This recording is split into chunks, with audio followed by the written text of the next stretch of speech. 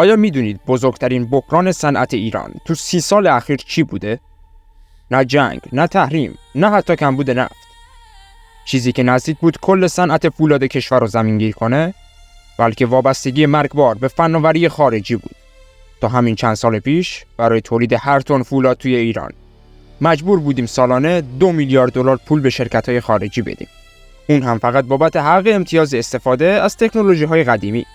یعنی اگه یه روز اون شرکت‌ها تصمیم می‌گرفتن که دیگه بهمون آهن ندن، کل خط تولید 20 کارخونه عظیم کشور از ذوب‌آهن اصفهان گرفته تا فولاد مبارکه یه بار خاموش می‌شدن. این فقط یه عدد خوش نیست. این یعنی تهدید مستقیم شغل 150,000 کارگر. این یعنی فلج شدن پروژه‌های ملی مثل راه آهن، پلسازی و ساخت و ساز.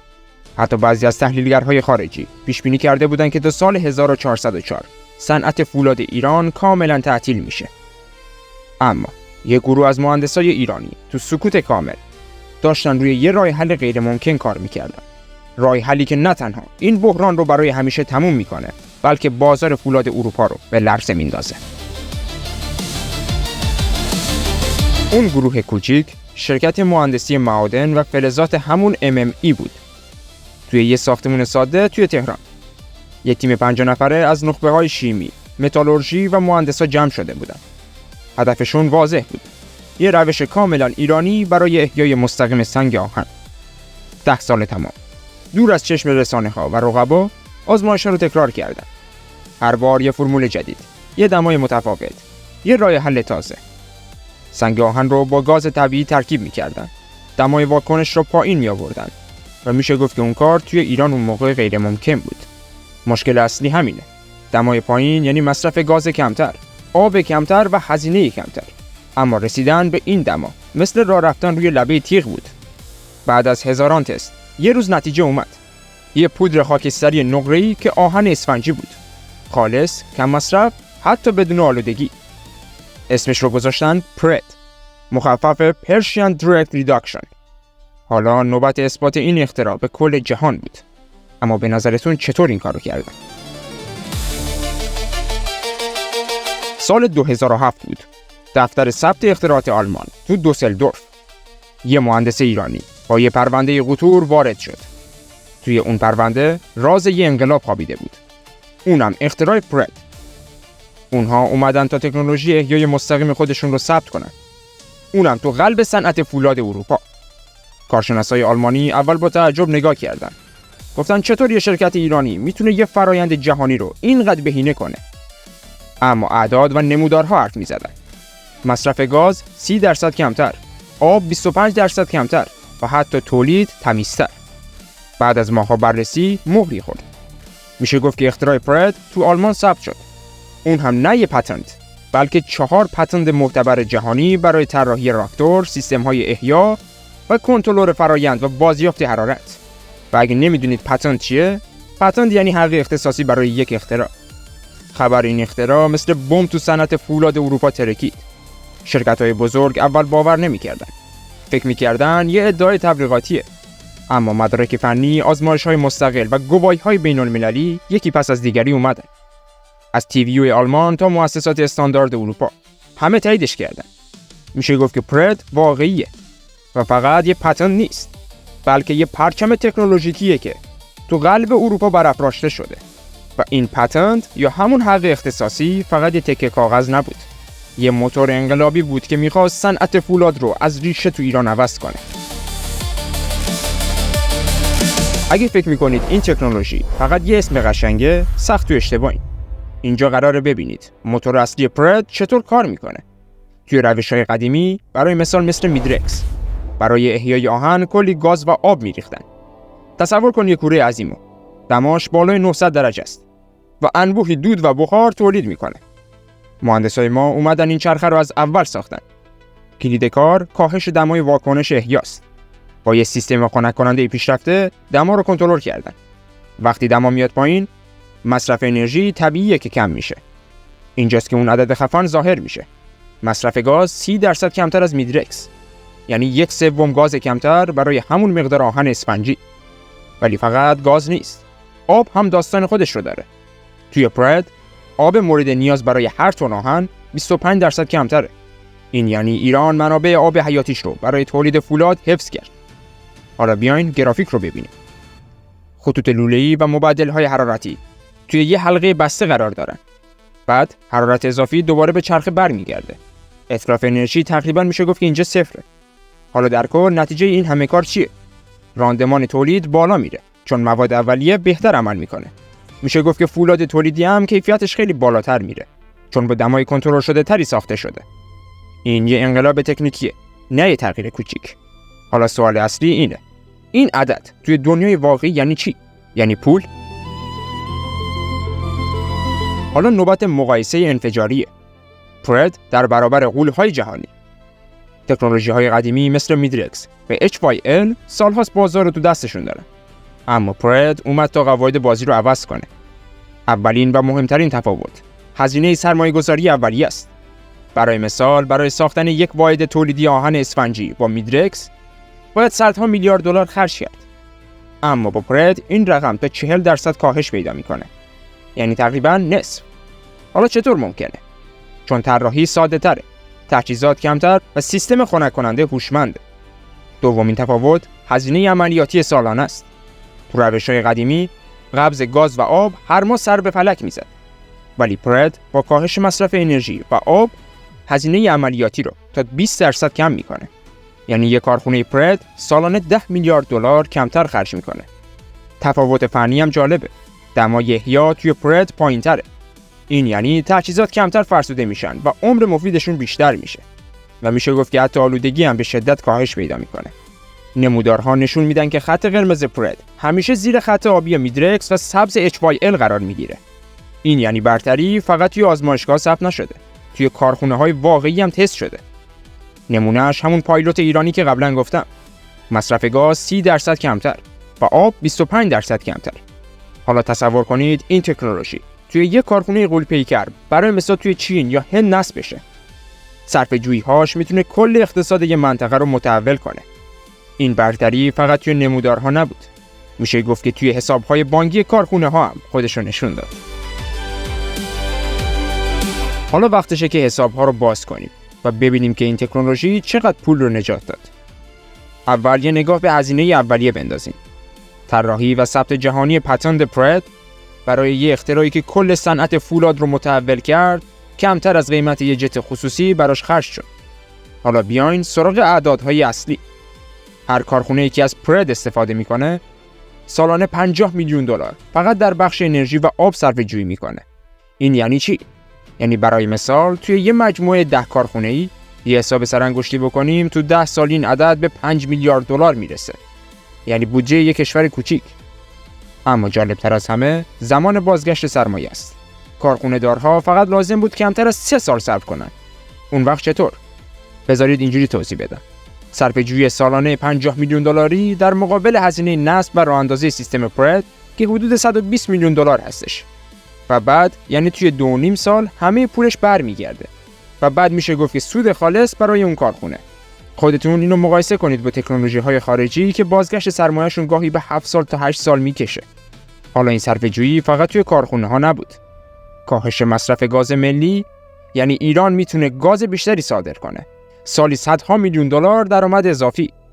کاهش مصرف آب هم یعنی منابع آبی کشور برای نسل‌های بعدی حفظ میشه. پس پرد فقط یه اختراع فنی نبود. یه دستگاه چاپ پول بود. اونم برای صنعت فولاد ایران. اما پشت این اعداد هزاران نفر نفس میکشیدن. اون 5000 نفر همون نیروی پشت پرده‌ای هستن که این پروژه رو زنده کردن. تصور کن یه کارخونه عظیمه. اونم پر از داربست‌ها و ماشین‌آلات. مهندسا، تکنسین‌ها و کارگرها شونه به شونه همونجا کار میکردن. این تیم 5000 نفری از متخصص‌های طراحی گرفته تا دست‌های ماهر نصب. هر کدوم توی یه بخش حیاتی بودن. یه عده روی نقشه‌های فنی خم شده بودن و یه گروه دیگه قطعات غول‌پیکر رو با دقت میلیمتری جوش میدادن. و حتی اون کارگرهای قدیمی که تجربه 40 ساله داشتن. حالا بیاین با هم گفته‌های مختصری از 3 نفرشون رو بهتون بگم. اول یه مهندس پروژه با چهره خسته اما شاد میگه ما تو MME 10 سال روی این فناوری کار کردیم. حالا با افتخار داریم میبینیمش روی صنعت کشور. دوم یه تکنسین نصب با دستای روغنی.